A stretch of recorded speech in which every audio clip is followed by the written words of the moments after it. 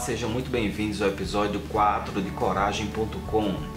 O Coragem.com é um projeto que eu criei com o objetivo de contar histórias, compartilhar a história de pessoas que passaram por situações difíceis e que podem aqui trazer esses ensinamentos para a gente. Eu sou Adriano Araújo, sou médico, psiquiatra, estou aqui com essa missão de trazer essas histórias para nos inspirar. Se você quiser saber mais sobre o projeto, vai lá no episódio 0, lá eu conto por que eu criei esse projeto, qual é o objetivo, qual foi a minha motivação com isso.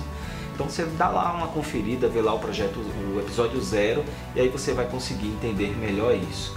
Você pode nos encontrar no Instagram, no coragem.com, por extenso, no coragem.com@gmail.com, pode mandar mensagem pra gente, se quiser ou conhecer alguém que pode compartilhar aqui com uma história de resiliência, de coragem, né, de enfrentamento, pode ficar à vontade, entre em contato com a gente, manda a sua história, a gente vai com todo carinho, com todo respeito avaliar essa possibilidade de estar aqui compartilhando e quem sabe você pode estar inspirando alguém a enfrentar uma situação difícil na vida.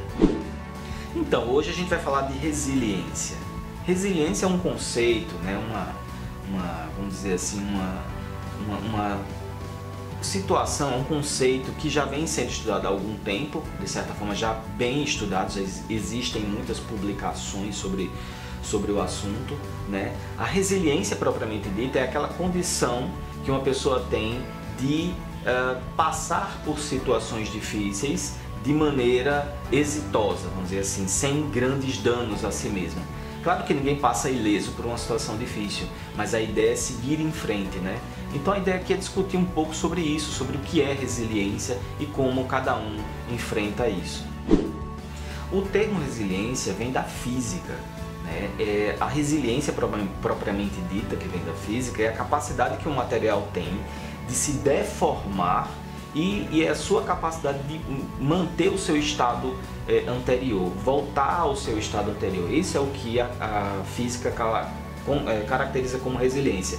Metaforicamente, levando isso para a questão psicológica, né, para a psicologia, a resiliência seria a capacidade que o indivíduo tem de enfrentar situações difíceis e conseguir passar por essas situações difíceis. Né? Como é que o indivíduo ele consegue passar pela situação difícil e continuar inteiro, continuar vivo nesse processo. Né?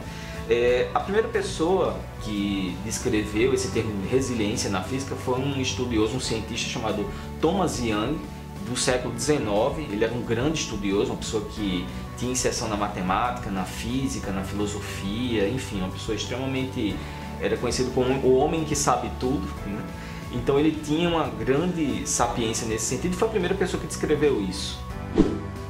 Apesar da discussão sobre resiliência, o termo surgir desde o século XIX, só na década de 60 é que essa discussão ela passou para o campo da psicologia. Né?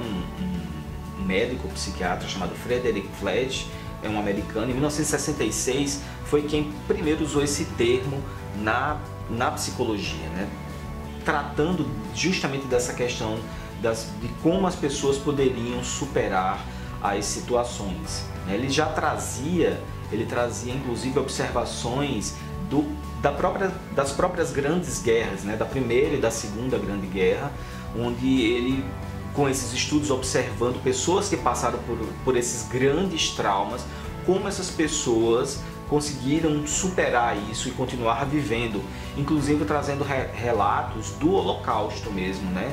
Da grande situação em que viveu a Alemanha, né? Então, de pessoas que passaram por campos de concentração e que vivenciaram esse grande problema, né?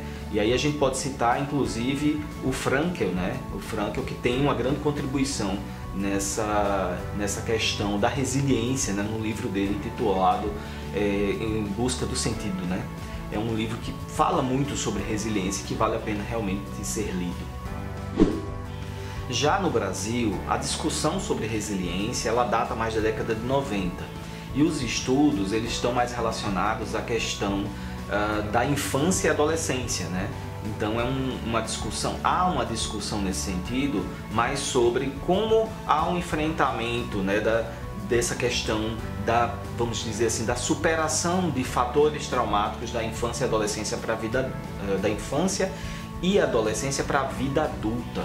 Naquele sentido, eu não sei se alguém aqui já leu sobre ou se viu algum documentário sobre, no sentido principalmente de crianças e adolescentes que viveram situações muito traumáticas, e no Brasil isso é muito comum, né? Crianças e adolescentes viverem situações às vezes de muita dificuldade na infância, numa vulnerabilidade tanto física quanto emocional, inclusive uma vulnerabilidade social. Então há muitos estudos no Brasil discutindo essa vulnerabilidade e mostrando como muitas dessas crianças e adolescentes conseguiram superar essa vulnerabilidade, construindo uma vida adulta exitosa e de sucesso. E aí eu falo sucesso no sentido de um sucesso na construção de uma saúde mental, né? Não estou falando de um sucesso pecuniário, assim, financeiro, um sucesso muito mais nessa questão de uma estruturação emocional e de uma saúde mental fortalecida. Atualmente, essa discussão, os estudos, né, em relação à resiliência, eles ultrapassam essa questão da infância e adolescência. Hoje se estuda muito a questão da vulnerabilidade, né, da resiliência em relação a outros aspectos, em pessoas vítimas do terrorismo, por exemplo, aí, a lembrança terrível do atentado das Torres Gêmeas, por exemplo. A própria vivência do cotidiano, da violência urbana, como as pessoas enfrentam a violência urbana, da vulnerabilidade social, a questão das minorias, né? Como as minorias elas enfrentam as suas dificuldades e os preconceitos e como elas de forma resiliente conseguem superar isso. Existem muitos estudos hoje ultrapassando as barreiras nesse sentido. Diante disso tudo, resta uma questão que precisa ser respondida, né? Como pessoas, o que é essa característica da resiliência? O que difere uma pessoa que tem essa capacidade de resiliência de pessoas que não têm essa capacidade de resiliência? Então, se questiona hoje se a resiliência ela é uma característica de personalidade ou se há uma capacidade de uma pessoa aprender a ser resiliente, né? Se é possível ensinar uma pessoa a sair de um ponto de paralisia, de dificuldade, de estagnação, onde ela não consegue ver uma saída, se ela consegue sair desse ponto para um outro ponto, onde ela consiga enxergar as saídas, onde ela consiga superar uma vivência difícil. Então essa é uma questão hoje posta, né? Existe um termo peculiar nesse sentido, que se chama coping. Coping seria a capacidade, né, seriam características inerentes às pessoas que têm resiliência que a gente pode desenvolver em pessoas que, entre aspas, não as têm. Particularmente, eu acredito que as pessoas todas têm resiliência, né? Talvez algumas pessoas tenham mais resiliência em alguns aspectos da vida do que em outros aspectos, mas todos nós temos. Então, o coping seria, na verdade, o despertar dessa resiliência, como você apontasse para a pessoa quais são essas características que ela teria que ficar mais atenta a elas e a partir daí ela conseguir desenvolver essa capacidade.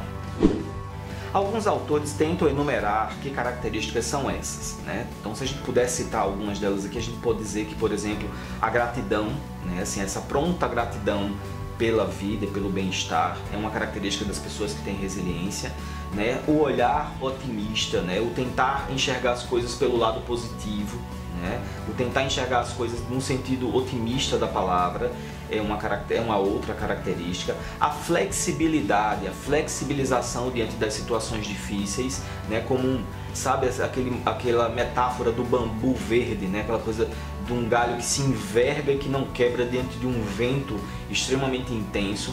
Então a flexibilidade é uma característica bem peculiar, é uma característica bem inerente às pessoas que têm resiliência, né? Essa capacidade de se refletir diante de situações difíceis, né? Sem quebrar. Então a pessoa enverga e se adapta às situações difíceis. Então essa flexibilidade, essa capacidade de adaptação diante das situações é uma outra característica bem inerente à resiliência. O próprio Viktor Frankl, que eu já citei agora há pouco, ele fala muito disso no livro Em Busca de Sentido, né?